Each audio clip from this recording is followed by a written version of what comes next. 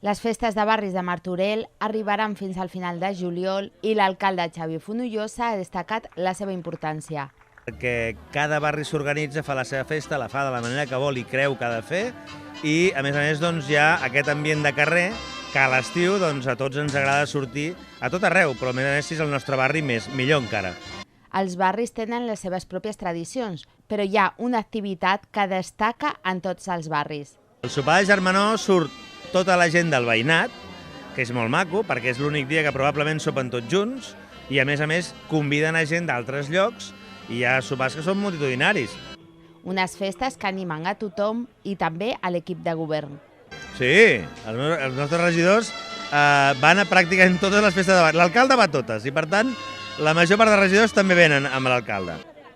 El batlle ha explicat que la bona sintonia entre les associacions de veïns i l'Ajuntament són molt importants.